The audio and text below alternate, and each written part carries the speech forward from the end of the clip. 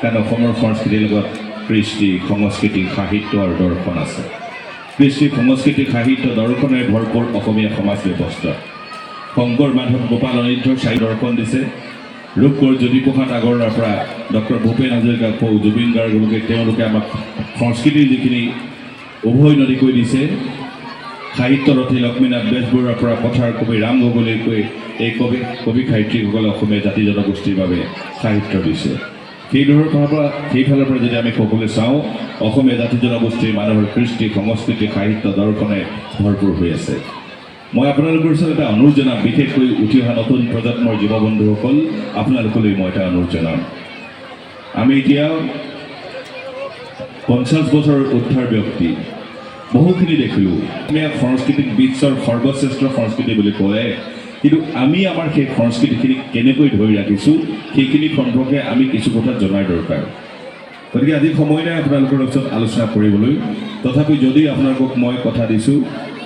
মই যিদিনা সময় পাম আপোনালোকৰ সৈতে মুখামুখিকৈ আলোচনা কৰিম অসমীয়া জাতি জনগোষ্ঠীৰ কৃষ্টি সংস্কৃতি সাহিত্য আৰু দৰ্শন আপোনালোকে বিহু হৈ থাকিবলৈ দিব বিহু হৈ থাকিবলৈ দিব বিহুক মানে অসমীয়া সংস্কৃতিৰ পৰা পশ্চিমীয়া সংস্কৃতিলৈ উত্থাপিত হ'বলৈ নিদিব ভাওনা হৈ থাকিবলৈ দিব মহাপুৰুষ শংকৰ মাধৱ গোপাল অনিৰুদ্ধ মহাপুৰুষে সৃষ্টি কৰা গুৰুজনাই সৃষ্টি কৰা ভাওনা হৈ থাকিবলৈ দিব ভাওনাক অপসংস্কৃতি নকৰিব যিখন সমাজত সংস্কৃতি নাথাকে সেইখন সমাজত দুষ্কৃতি আৱৰি ধৰিব এটা সৰু উদাহৰণ এই মাত্ৰ যদি এই মঞ্চখনৰ পৰা যদি লাইটটো গুচি যায় গোটেই মঞ্চখন আন্ধাৰে আৱৰি ধৰিব গতিকে যিখন সমাজত সংস্কৃতি নাথাকে সেইখন সমাজত দুষ্কৃতি আৱৰি ধৰিব আমি দৈনন্দিন জীৱনত জীয়াই থকাৰ সকলোখিনি সামগ্ৰী আমাৰ আহে আমাৰ জাতীয় সংস্কৃতিৰ পৰা সুবিধা হ'ব বুলি ৰাধা গোবিন্দ বৰুৱা ডাঙৰীয়াই 1972 চনত এই মঞ্চলৈ বিহুব লৈ আনিলে তাৰ কাৰণে আমি সকলোৱে বহি চাব পৰালোঁ কিন্তু আই মাতৃসকল মই এইকাৰণে আপোনালোকক অনুৰোধ জনাইছোঁ মন কৰিব আপোনালোকৰ যদি শিশুসকলক আপোনালোকে সংস্কৃতিৰ বিষয়ে নিশিকায় এদিন সেই শিশুটো ডাঙৰ হৈ কান্ধত ঢোল এটা লৈ তেওঁ চাইকেল মাৰি যাবলৈ লাজ কৰিব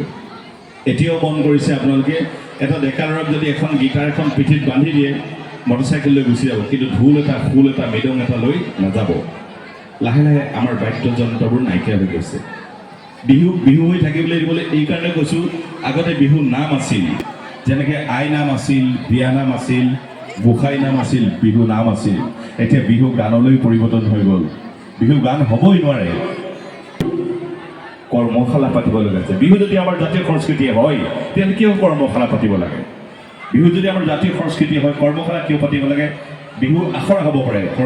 কেতিয়াও বিহু কৰ্মশালা নহয় কাৰণ বিহু আমাৰ হৃদয়ত আছে বিহু আমাৰ প্ৰাণত আছে বিহু আমাৰ মনত আছে গতিকে বিহু কেতিয়াও কৰ্মশালা হ'বই নোৱাৰে